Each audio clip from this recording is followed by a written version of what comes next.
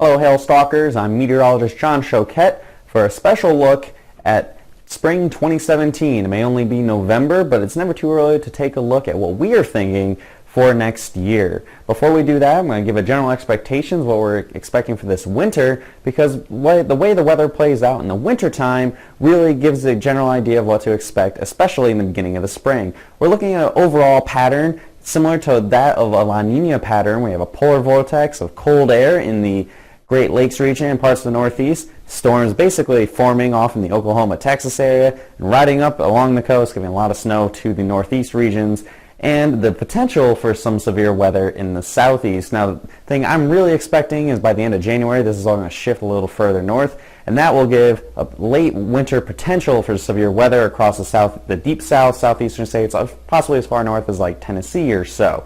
So that gives a better chance for some severe weather in the Southeast, an area that really has pretty much gotten lucky the past couple years in terms of not much in the way of hail.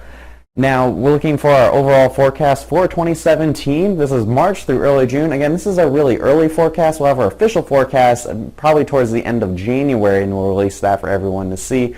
But right now I'm looking at the highest potential in the Southern Plains region and in the Southeast. I know last year we said that 2016 would be the big year for the Southeast. It didn't really pan out that way. A couple other things happened last second in the world of weather for stuff to not really pan out. But right now, with the analog years and the way everything's going, it's almost a lock that the Southeast will see some severe weather, and the Southern Plains will see more active year than their normal pattern. Maybe not like the 3 or 4 giant storms that happened in Dallas. That was very anomalous on itself. But in general, the Southern Plains look like it may be quite active next year.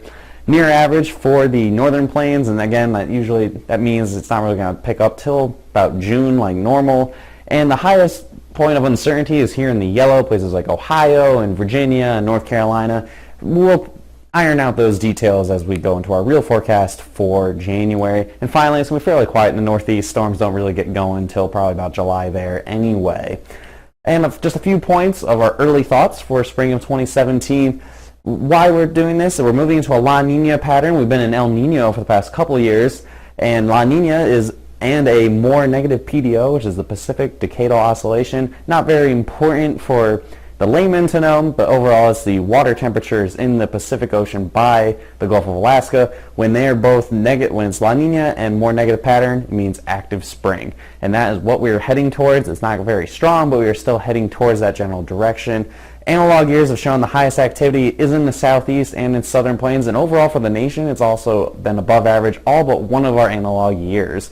And finally, we have what I'm expecting for 2017, a 60% chance of it being above average for the entire nation, 30% chance to be similar to this year, which was slightly above average, and 10% to be below average. And again, we will iron out all those details in our main forecast we will release in January. I'm meteorologist John Choquette, and have a great rest of your day.